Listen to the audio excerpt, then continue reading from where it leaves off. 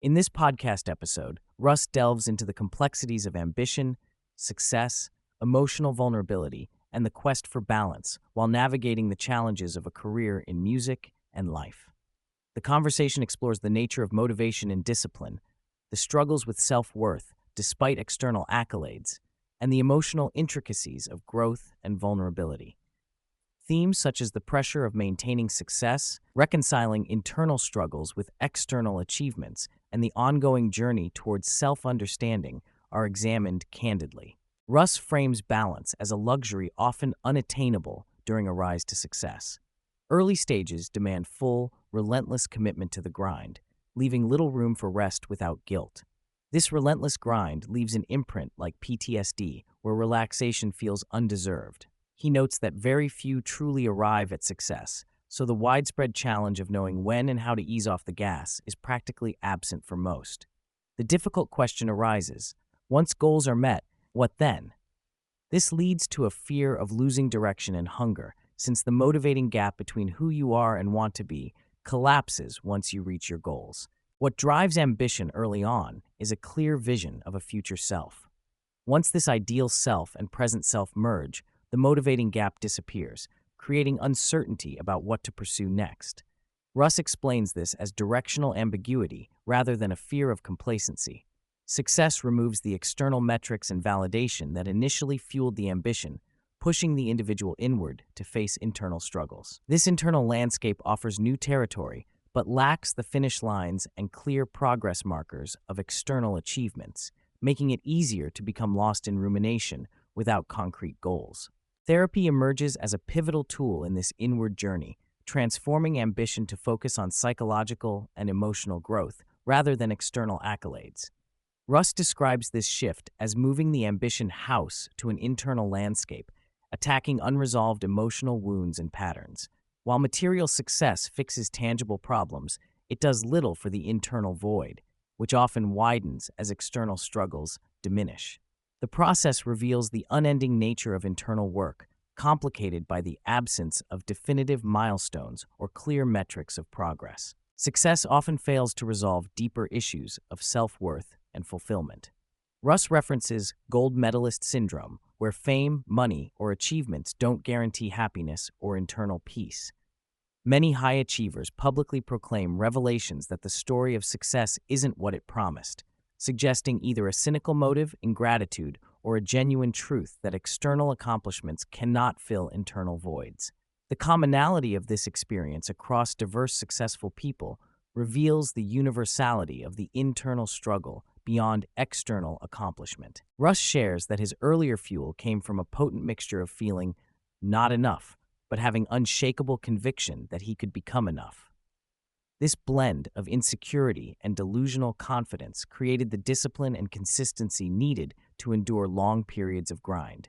He committed to a vision so firmly decided in his mind that the outcome felt inevitable, and thus the hard work was not a choice but a natural identity alignment. This mindset led him to release music at an intense pace for years without it feeling like a sacrifice. The discussion clarifies the relationship between motivation, discipline, and obsession.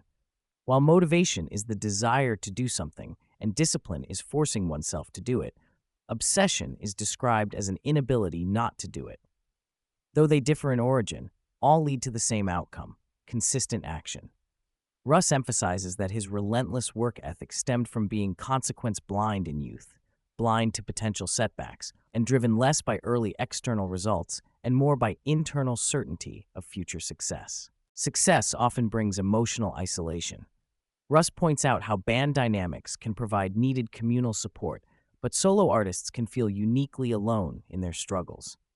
The gulf between public performance and private vulnerability can be vast. Performing sober makes staying present on stage more difficult, as the natural defense of turning thoughts off through intoxication is lost, intensifying self-awareness and vulnerability. The pressure of public scrutiny, combined with private emotional challenges, complicates the artist's experience. With greater achievement comes the challenge of redefining what success means. Russ stresses the importance of making art that feels authentic rather than chasing industry or audience metrics. This shift is essential for longevity and mental health. Success must be measured internally by whether the artist created what they truly wanted, rather than external validation, which is unstable and often damaging when relied upon exclusively. Russ discusses the difficulty of gaining emotional sovereignty, the ability to hold one's own emotions separate from others. He notes how early in life he absorbed others' emotions and felt responsible for fixing them, leading to diminished capacity to manage his own.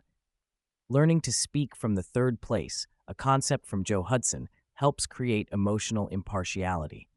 This separation allows empathy without becoming overwhelmed, enabling healthier relationships and increased bandwidth to support others. The fear of embarrassment acts as a protective mechanism that often leads to procrastination. Russ encourages embracing the fact that early in any creative or professional pursuit, nobody is paying attention, so there is freedom to fail unseen and improve without pressure. This anonymity is creative liberty. The fear and hesitation that come with exposure grow as external visibility increases, but the earliest stages are best exploited precisely because there is no fear of judgment. People often root for the underdog because they see reflections of their own dreams in the struggle. Russ highlights the cultural differences, where in some places like the US, there is more encouragement for winners, while in others like the UK, societal norms lean towards tall poppy syndrome, wishing successful people to maintain their status but not surpass others. The paradox of public support turning into envy or criticism once someone arrives is a recurrent challenge for achievers. Higher achievement often tightens the link between competence and perceived value, especially in men. Russ notes that intimate partners can subtly or overtly react to perceived dips in competence or performance, triggering rejection or loss of attraction. This dynamic underscores the pressure to perform not only publicly, but also in private relationships, complicating the emotional landscape of high achievers. Finding partners who offer unconditional support, regardless of external success, is crucial. Russ champions vulnerability as real strength, emphasizing that confronting personal demons publicly helps dismantle stigma around male fragility. He describes his music as a vehicle for expressing internal struggles and sharing authentic experiences, which not only aids his healing, but offers permission to his audience. This approach is countercultural in genres like rap, which often prize toughness, making Russ's message both brave and essential for shifting cultural norms. Success requires constant effort simply to maintain a position.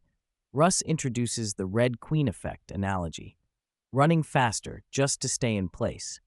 Maintenance of skill or status often demands more energy compared to initial growth phases, making it mentally and physically taxing to sustain performance levels. This concept is paired with the idea that the journey itself is more fulfilling than the destination, and finding new mountains to climb rejuvenates purpose. The creative process involves surrendering control and trusting the moment, even when outcomes are uncertain. Russ reflects on his own difficulty with trusting others and preferring to micromanage as a safety net. Yet, creativity flourishes with collaboration and letting go of perfectionism. This balance of control and faith remains an ongoing challenge that parallels broader themes of vulnerability and acceptance. Making art for an audience can trap artists into pleasing others rather than expressing themselves. Russ emphasizes Rick Rubin's philosophy that the audience must come last, prioritizing authentic creation over reaction to external expectations.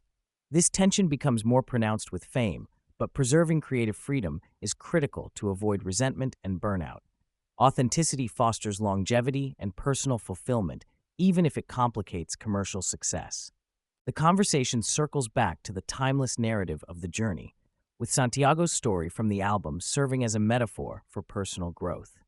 The goal or destination often lies where one started, but only after the transformative experiences of the journey. Russ highlights the importance of embracing the process itself, recognizing that while external success is fleeting, the inner transformation and ongoing pursuit are what truly matter. Navigating success and vulnerability requires expanding one's emotional bandwidth and surrounding oneself with supportive people who can hold complexity without judgment. Russ discusses how incompatibility often arises from mismatched emotional capacity, reinforcing the need for selective vulnerability. Shared struggle can create deep bonds, as exemplified by his experiences with close friends and bandmates who provide emotional support and grounding. Even at high levels of success, existential fears about relevance and legacy persist. Russ reveals the underlying anxiety driving his prolific output. The fear of being forgotten or fading away fuels relentless creativity.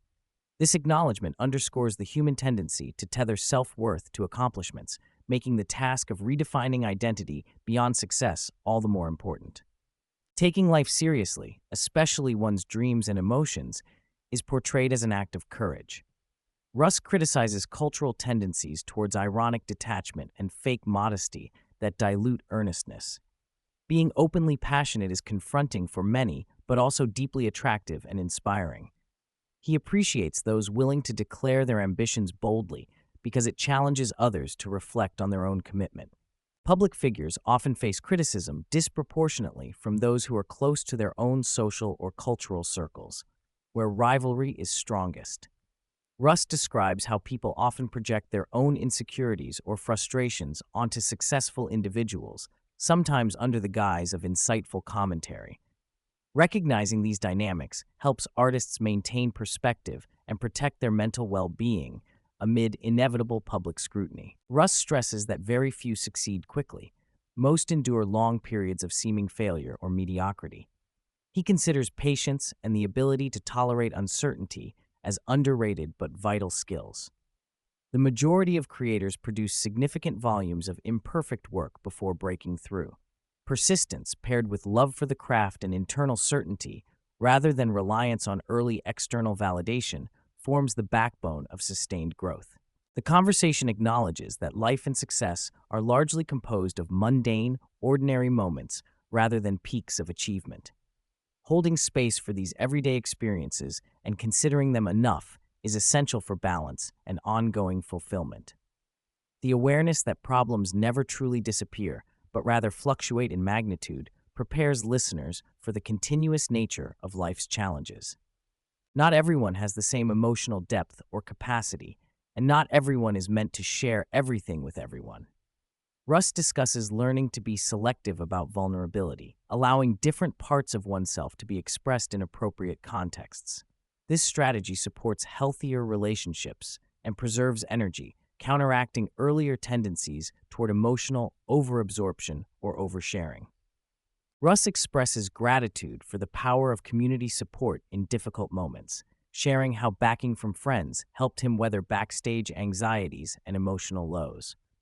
Genuine connection and the ability to borrow strength from others stands in contrast to the loneliness of lone striving and underscores the human need for relational safety nets. Ultimately, Russ credits his success less to innate talent and more to an extraordinary capacity for work, patience, and tolerance for uncertainty.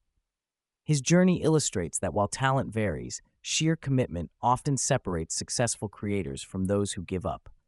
This perspective encourages aspiring artists to value perseverance and self-belief as foundational. In Seeking Fresh Mountains to Climb, Russ discusses branching into acting and other pursuits to rekindle the joy of growth and learning. New challenges help reset the hunger and bring renewed purpose, even as they come with the awareness that no destination guarantees peace or fulfillment. This evolution maintains momentum and combats stagnation. Finally, the episode touches on the freedom creative anonymity can bring, allowing experimentation without fear of judgment. Masks and pseudonyms offer protective covers that encourage risk-taking and authentic expression. However, the tension between desire for visibility and the sanctuary of privacy remains a constant negotiation for many creators.